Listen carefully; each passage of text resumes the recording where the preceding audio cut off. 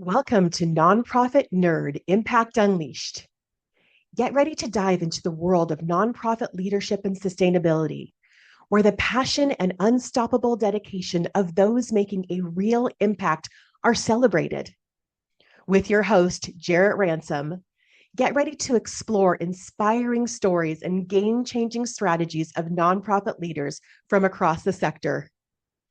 In this season, we're focusing on critical management challenges that are key to the long-term success of nonprofit organizations. Nonprofit Nerd Impact Unleashed is your go-to podcast for no-nonsense, in-depth conversations with the real-life superheroes of the nonprofit sector.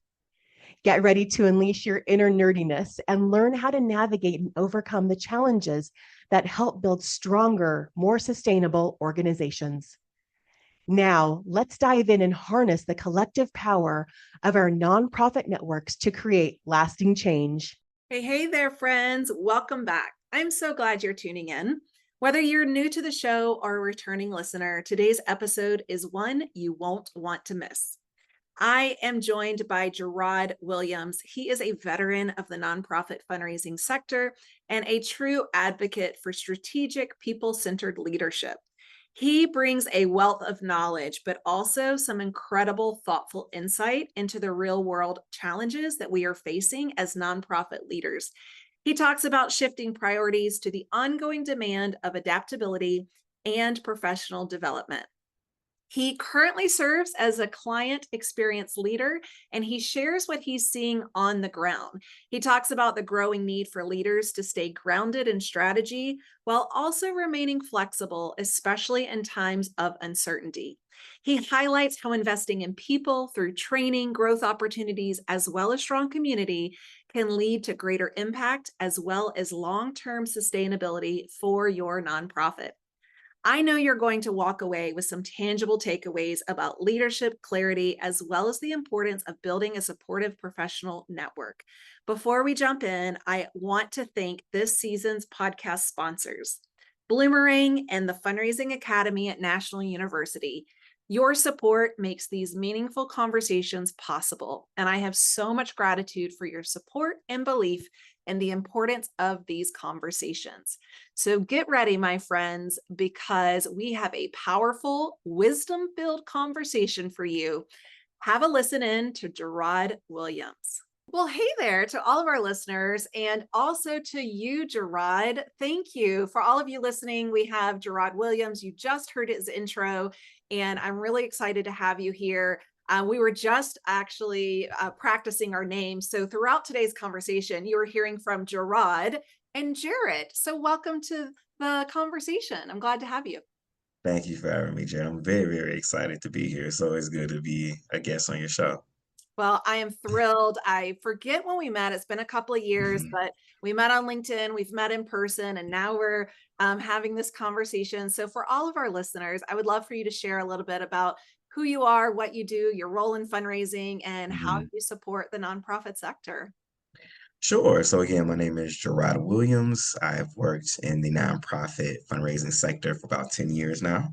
I am a client experience leader for the Veritus Group. That is a consulting company that focuses on major gifts, supporting nonprofits all across the country, increasing giving. So again, happy to be here. Mhm. Yeah, and major gifts are critical. I mean, all fundraising right now is Oh critical. yeah. So, as we dive into this intersection of leadership and sustainability, let me Mhm. just kick us off, right? Like, what does that look like? What does leadership, what does sustainability look like today as the clients you're working with in light of our current state of affairs? Well, I think it's just a lot going on. I think that's an understatement, right? And I think that if you're working in our field today, you are starting to feel an immense amount of pressure, even though all throughout, working in nonprofit, yeah, I think you would be a little bored if you weren't under some type of pressure. But I think in today's times, it's just a different level. So I think it's important for leaders to uh, give themselves grace, right, and understand that they're truly, truly, normally probably doing the best that they can absolutely do. Times like this reminds me almost 5 years ago when the pandemic began. It was just so much uncertainty about, what organizations are going to do, how they're going to stable? What are their plans? What's all these other things look like? So it's almost seemed like we're a little bit going backwards in a time machine. And I know that that has been quite draining for most of us that work in the sector. But we always have to remember what our commitments are, right? And that is changing the world the way that we want it to be, right? And we have to do that on our day to day.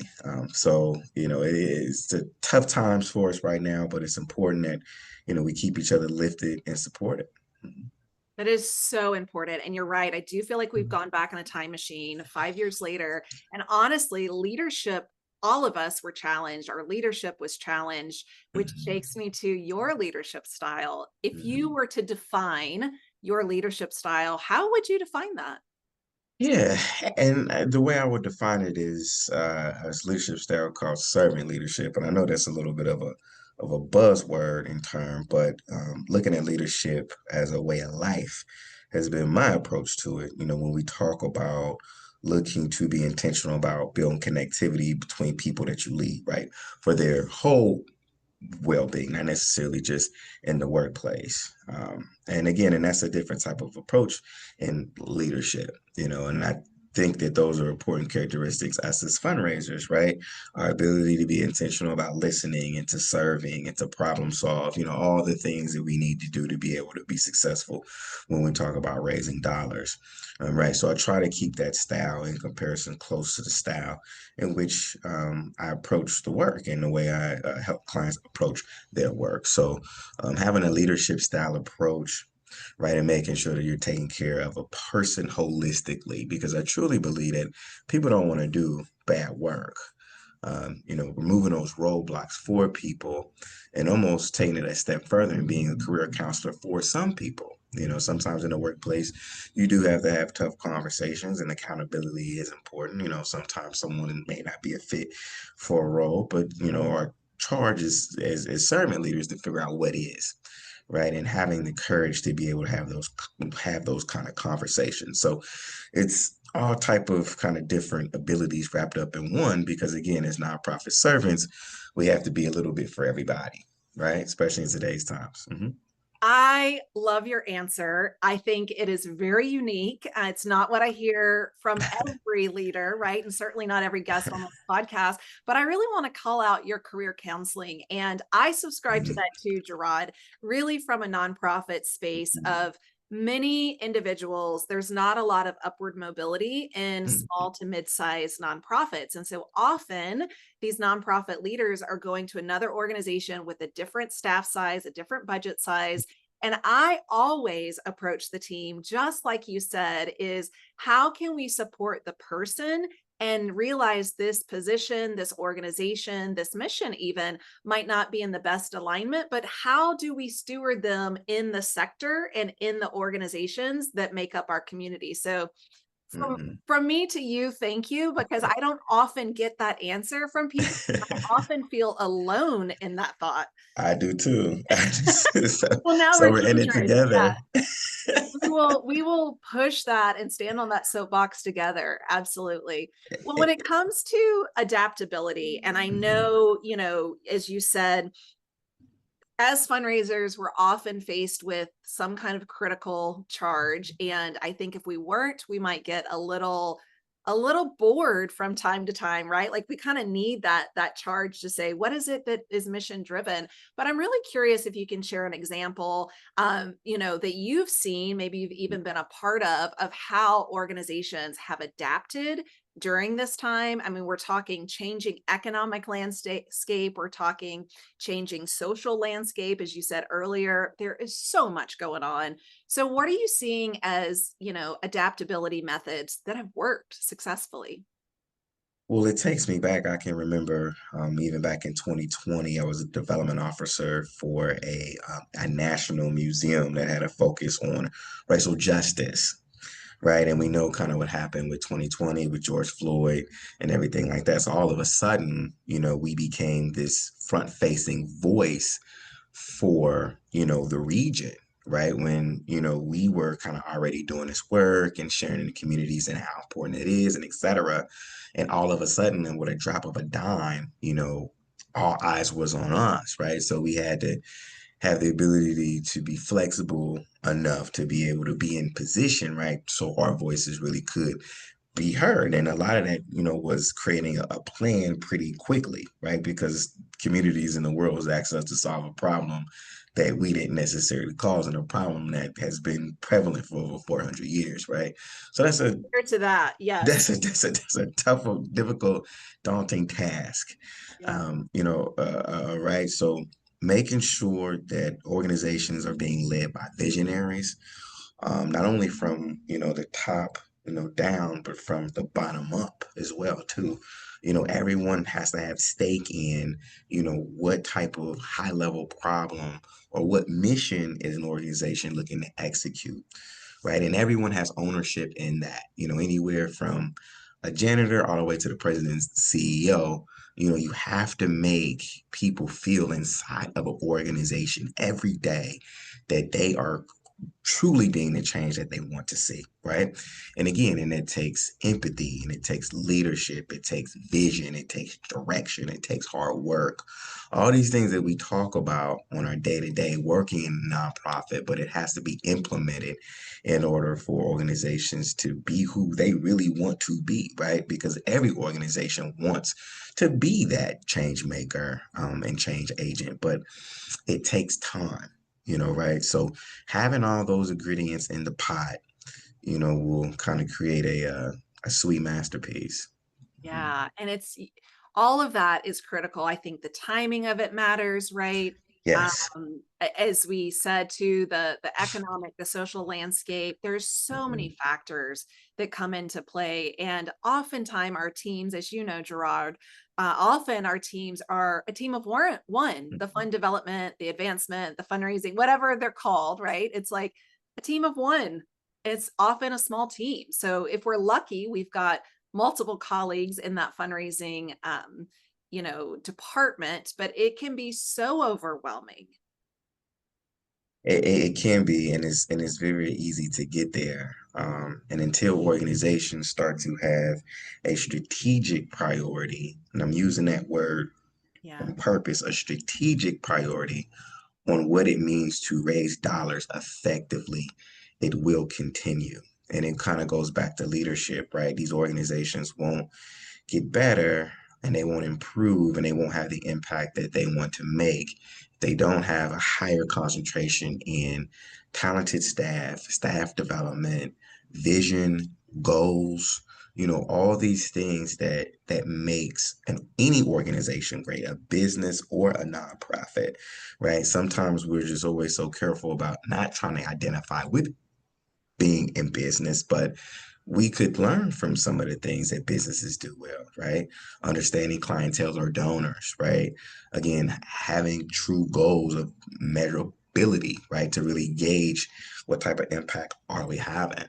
It's those type of things that I think that's just really important as well. So I agree. And really that operational efficiency, that mhm. professional development, our guest last week, Deandra Hicks from, our friendly place of Fundraising Academy at National Okay. University, Hmm. she mentioned Yes, yes. how professional development does impact positively Mhm. operational efficiency. And again, I don't hear that often. And it is invest in our people, invest in our organizations, Mhm. invest in the outcomes. And I think, that also coincides and complements with how you just defined it. And Mhm. I think that's important for us to remember. Yeah, it is. I think a lot of times nonprofits get caught up in having a true nonprofit mindset. Oh, we can't afford it. Oh, we can't do it. Oh, we can't do all these other things. But your people should be defined as priceless, right? Because they're going to invest back into the organizations to give you the systems that you need, whether they're there or whether they're not. We know that the turnover is very, very high in nonprofits, and understandably so, as you talked about when we talk about smaller organizations, not a lot of room for upward mobility and et cetera.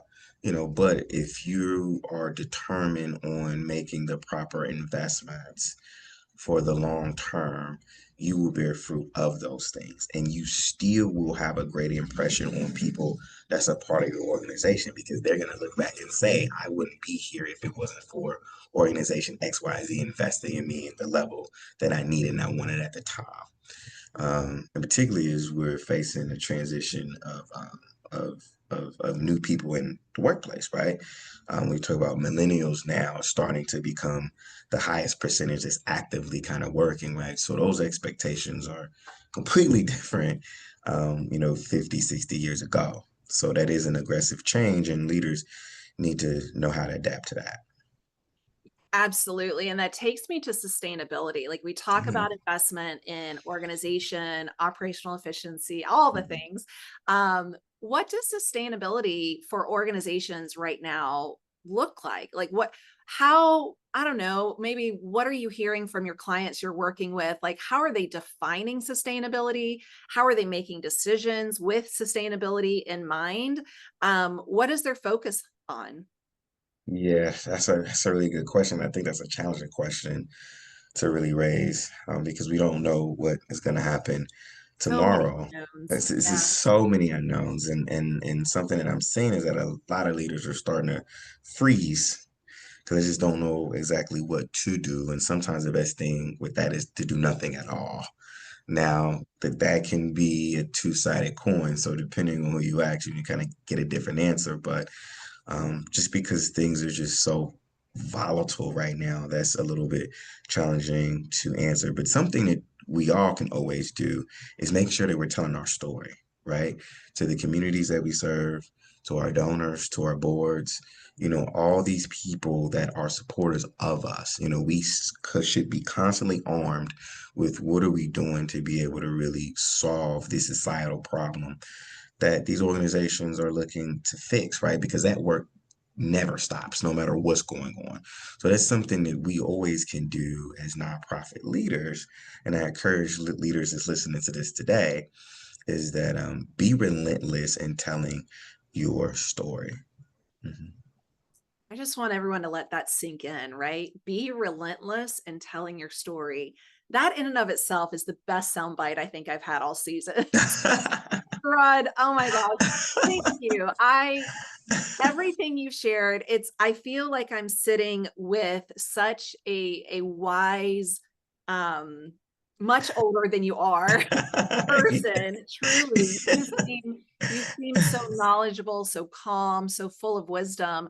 I know there's going to be people that are going to say, I want to know more about Jarrod. What's he doing? How do I connect with him? So tell us, where can people find you? What's the best place for us to connect with you? Sure. Well, everyone, please feel free to follow me on LinkedIn. My name is Jarrod Williams, Jarrod, last name Williams. And if anyone has any questions, any concerns, any comments, I can talk. I love fundraising. I love our profession. And I'm always looking to connect. So please do not be shy at all. Please feel free to add me and send me a message. And he means that. That goes back to his servant leadership and to be of Mhm. service to the world and to people. And that means all of you, all of our listeners. So, again, wise owl, you have so much wisdom. Is there one final takeaway or any final piece of sage advice that you want to leave our listeners with today? All of the leaders, that are tuning in. Stay the course. Stay the course. Keep your faith. Uh, keep your teams lifted and keep them supported as well. This is challenging for everyone. This is challenging for everyone. But know that we're all in it together. And there are amazing, amazing resources now where you can connect with people, of course, all over the country and just really have those conversations, and don't be afraid if you just need to vent to a friend or to a colleague or to someone as your peer across the country. I think everyone would welcome a call right now because, again, you are not alone. We are in it together. Well, everyone, you heard it. Jarrod is amazing. So grateful to have you in the sector. Truly, I am committed to keeping talent in our sector. It is so sad when we lose rock stars. It So is. thrilled to have you in the sector alongside me. Thank you, thank you, thank you. And for all of our listeners, check out Jarrod on LinkedIn. And Jared, thank you so much. I can remember times I would want to be a part of the show and would hope that, I would be kind of recognized and get the opportunity to be a guest. And here I am. And thank you for your friendship and thank you for your commitment to our profession, because you have been committed for such a long time in so many different spaces. So thank you for opening doors for people like me to continue to walk through. I Oh mean that. gosh. Well, that means a lot. And yeah, the respect and the feeling is mutual. So thank you so very much for sharing that with me. Yes, absolutely.